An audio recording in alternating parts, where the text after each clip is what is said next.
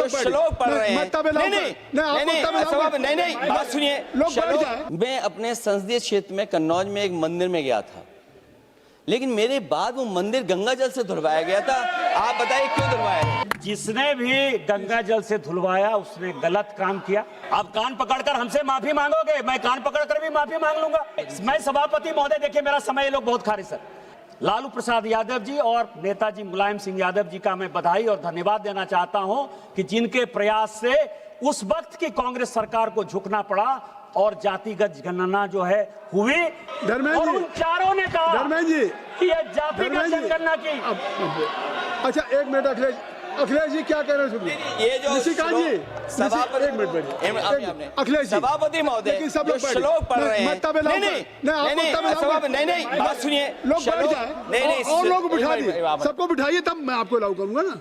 आप सब लोग बैठ जाए, मैं आपको अलाउ कर रहा हूँ। उनको मैंने बिठा दिया, आप लोग बैठ जाए, तब मैं आपके नेता को अलाउ करूंगा। अगर आप नहीं बैठेंगे तो मैं निशिकांत जी को खड़ा करूंगा, आपको अलाउ करूंगा। लेकिन बैठ जाइए, अवधेश जी आप बैठ जाइए, आप सभी, बीरेन जी आप बैठ जाइए, बीरेन जी बैठ जाइए, सभी लोग बैठ जाइए, सरोज जी बैठ जाइए। मैं आपको समय दे रहा हूँ, नहीं मैं आपको समय दे रहा हूँ। एक मिनट हाउस को इन ऑर्डर कर लीजिए। महोदय मैंने उनका श्लोक सुना, श्लोक पे मैं कहना चाहता हूँ। बोलिए। सभापति महोदय, विवाद की बात नहीं है, संवाद की बात हो रही है। कोई बात माननीय सदस्य ने कहा, मैंने जवाब दिया, माननीय सदस्य ने श्लोक पढ़ा। उस श्लोक पे मैं एक बात पूछना चाहता हूँ। मैं अपने संसदीय क्षेत्र में कन्नौज में एक मंदिर में गया था, लेकिन मेरे बाद वो मंदिर गंगा जल से धुलवाया गया था। आप बताइए क्यों धुलवाया गया? निशिकांत जी अब जिसने भी गंगा जल से धुलवाया उसने गलत काम किया और वो सभी अपराधी हैं और उनके ऊपर अपराध की सजा चलनी चाहिए, कानून के हिसाब से उनका न्याय होना चाहिए। अब आपकी बात आ गई निशिकांत जी। मैं ये कह रहा था सभापति महोदय, आप कान पकड़कर हमसे माफी मांगोगे, मैं कान पकड़कर भी माफी मांग लूंगा। मैंने तो गंगा जल से नहीं धुलवाया है, जिसने भी गंगा जल से धुलवाया उसने गलत काम किया है। हमारा इससे क्या संबंध है? अपराधी अपराधी है, चाहे किसी भी जाति धर्म वर्ग संप्रदाय का व्यक्ति यदि अपराधी है तो अपराधी है और उसको कानून के हिसाब से सजा मिलनी चाहिए।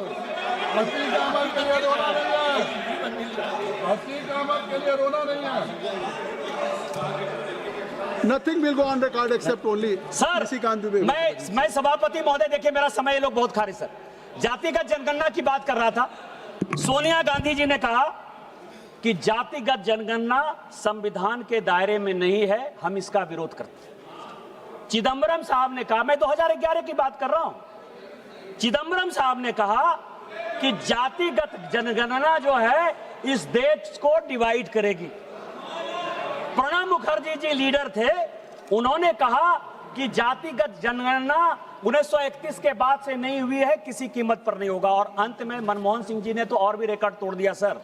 उन्होंने कहा कि हमारी सरकार रहे या जाए इसी सदन हम जातिगत जनगणना नहीं करेंगे। लेकिन गोपीनाथ मुंडे, लालू प्रसाद यादव जी और नेताजी मुलायम सिंह यादव जी का मैं बधाई और धन्यवाद देना चाहता हूं कि जिनके प्रयास से उस वक्त की कांग्रेस सरकार को झुकना पड़ा और जातिगत जनगणना जो है हुई, जिसका कि डाटा कई एक गलतफहमियों के कारण जो है अभी तक नहीं रिलीज हुआ और जातिगत जनगणना हमारी सरकार करा रही है और 2027-29 में वो आ जाएगा। अरे बैठ जाओ भाई। अब क्या है सर, ये फैक्ट है जो अब इस अमेंडमेंट पे मैं ये कह रहा हूं कि चूंकि सर्वसम्मति से सभी लोगों ने कहा सर कि सर्वसम्मति से हमने महिला रिजर्वेशन को पास किया। कल्याण बनर्जी साहब का भी आज भाषण सुना मैंने, मनीष तिवारी जी का भी सुना। ये लोग बड़े विद्वान हैं सर। हमारे यहाँ पीपी चौधरी साहब ने भी बयान दिया।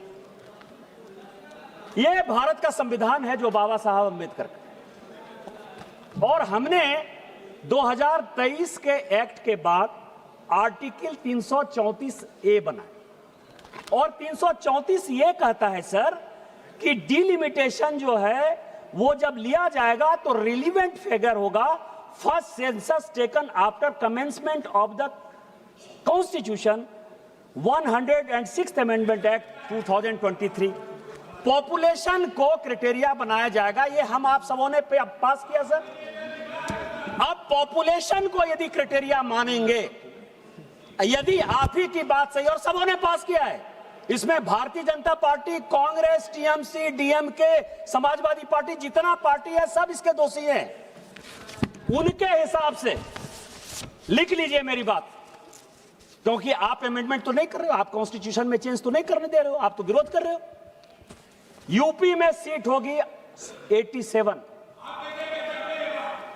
जो पॉपुलेशन है, जो 2011 का सेंसस है, निशिकांत जी, जो आपने पेश आप किया, हमको एड्रेस करिए। सभापति महोदय, जो इन्होंने पेश किया, और आज जो 2011 का सेंसस है, मैंने तो 2026 का सेंसस लिया ही नहीं है, मैं 2011 के सेंसस के आधार पर कर रहा हूं। आप उनको यूपी में सीट होगी 87, बिहार में सीट होगी 47, महाराष्ट्र में सीट होगी 49, वेस्ट बंगाल में सीट होगी केवल 38, मध्य प्रदेश में सीट होगी 34, राजस्थान में सीट होगी 32, तमिलनाडु में सीट होगी, जो इतना हंगामा कर रहे हैं काला कपड़ा पहन के, केवल और केवल 29, गुजरात में होगी 28, कर्नाटक में होगी 26, आंध्र प्रदेश में होगी 20, उड़ीसा में 18, झारखंड मेरे राज्य में होगी 16।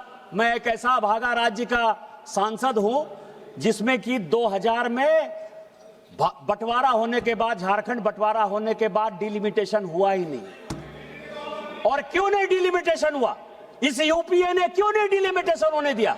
भारतीय जनता पार्टी के कारण नहीं हुआ, क्योंकि बांग्लादेशी घुसपैठियों के कारण आदिवासियों की संख्या घट गई। एक आदिवासी की लोकसभा की सीट और 3 विधानसभा की आदिवासी की सीट घट रही थी डिलिमिटेशन में। भारतीय जनता पार्टी ने कहा कि हमको नहीं चाहिए डिलिमिटेशन। आप देश चलाने की बात करते हो, आप लोकतंत्र की बात करते हो, आपने तो बांग्लादेशी वोट को बनाने के लिए हमारे राज्य को तहस नहस कर दिया।